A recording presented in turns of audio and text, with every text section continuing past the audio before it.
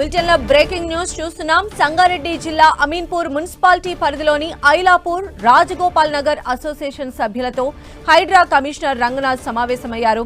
Survey నంబర్లు 176, 177లో ప్లాట్లు కొనుగోలు చేసిన బాధితులు హైడ్రాకు ఫిర్యాదు చేయడంతో ఐలాపూర్ రాజగోపాల్ నగర్కు వచ్చారు. బాధితులతో మాట్లాడుతూ ఉండగా ఐలాపూర్ వాసి సుప్రీంకోర్టు న్యాయవాది ముఖీంకు రంగనాథ్కు మధ్య వాగ్వాదం జరిగింది. తెలుగు వచ్చా అంటూ రంగనాథ్ను ముఖీం ప్రశ్నించారు. కోర్టు పరిధిలో ఉన్నదాన్ని ఎందుకు చూడటానికి వచ్చారని ప్రశ్నించారు. హైడ్రా అంటే గ్రామస్తులు భయపడుతున్నారని చెప్పారు. అయితే తన దగ్గర ఓవర్ యాక్షన్ చేయొద్దంటూ ముఖీంను రంగనాథ్ హెచ్చరించారు.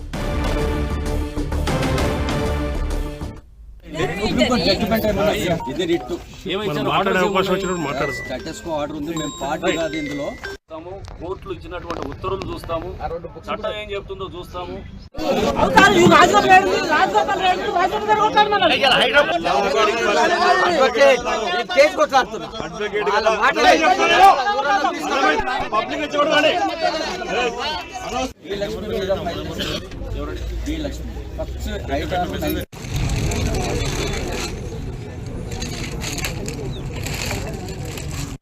అమీన్పూర్ రాజగోపాల్ నగర్ ఈ ఏరియాలో, అంటే ఇది బహుశా ఇదే కాలనీ పేరుతో పిలుస్తారా మరి, Ailapur what ever. So Ailapur లేదా రాజగోపాల్ నగర్ మన తెలియదు, కానీ ఈ ఏరియానికి సంబంధించిన కొంతమంది మాకు రీసెంట్గా ప్రజావాణిలో వచ్చి కంప్లైంట్ ఇవ్వడం జరిగింది.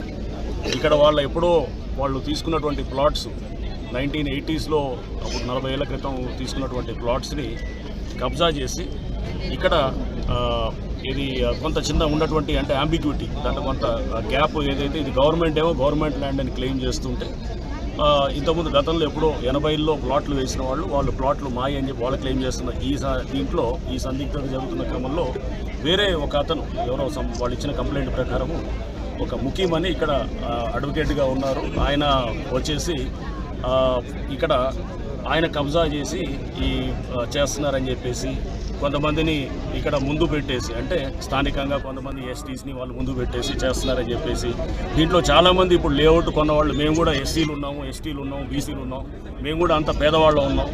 మమ్మల్ని మా ఈ ప్లాట్లన్నింటినీ కూడా కబ్జా చేసి కొన్ని ఇల్లులు కూడా కట్టిస్తే 2020లో కోవిడ్ టైంలో ఆ గ్యాప్ను తీసుకొని చేస్తే కూడా 2023లో కూడా కొలగొట్టారు.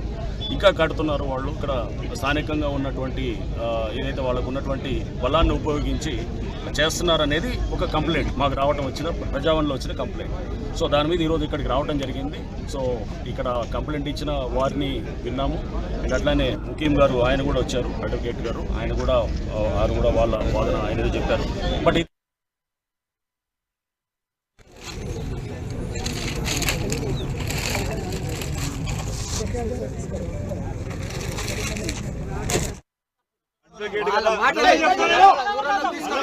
పబ్లిక్